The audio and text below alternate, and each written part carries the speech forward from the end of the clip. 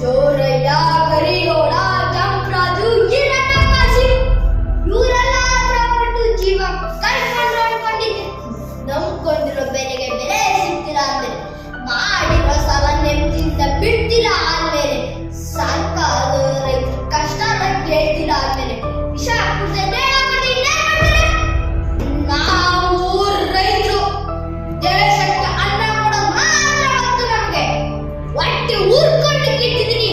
ಕೇವಲ ಲಕ್ಷ ರೂಪಾಯಿ ಸಾಲಕ್ಕೆ ಮನೆ ಹೊಲ ಜಪ್ತಿ ಮಾಡ್ತೀನಿ ಅಂತ ಗರ್ವದಿಂದ ಹೇಳ್ತಿರಲ್ಲ, ಸಾವಿರಾರು ಕೋಟಿ ದೋಚ್ಕೊಂಡು ಪರದೇಶ ಕೊಡೋದ್ರಲ್ಲ, ಅವ್ರು ಯಾರು ನಿಮ್ ಲೆಕ್ಕರಾಶನ್ ಬರಂಗಿಲ್ಲ ಸ್ವಾಮಿ. ಪೆಟ್ರೋಲ್ ಬೆಲೆ ಜಾಸ್ತಿ ಹೇಳಿ ದೇಶನೇ ಬಂದ್ ಮಾಡ್ತಾರೆ. ಆದ್ರೆ ರೈತ ತಾನು ರಕ್ತ ವಸ್ತು ಬೆಳೆದಿರೋ ಬೆಲೆಗೆ ರೇಟ್ ಫಿಕ್ಸ್ ಮಾಡಕ್ ಆಗ್ತಿಲ್ವಲ್ಲ, ಯಾಕೆ? ಈ ನಿಯಮನೆಲ್ಲ ಯಾರು ಮಾಡಿದ್ರು?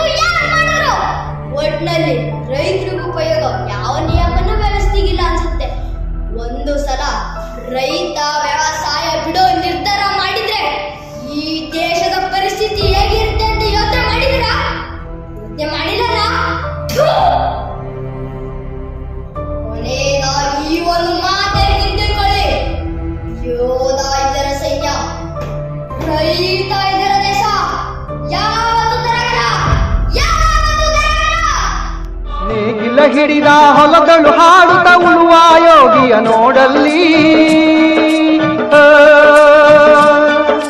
ಫಲವನ್ನು ಬಯಸದ ಸೇವೆಯ ಪೂಜೆಯು ಕರ್ಮವೇ ಇಹ ಪರ ಸಾಧನವು. ಕಷ್ಟದೊಳನ್ನವ ದುಡಿವನ ತ್ಯಾಗಿ, ಸೃಷ್ಟಿ ನಿಯಮದೊಳಗವನೇ ಹೋಗಿ. ಉಳುವ ಯೋಗಿಯ ನೋಡಲ್ಲಿ, ಉಳುವ ಯೋಗಿಯ ನೋಡಲ್ಲಿ.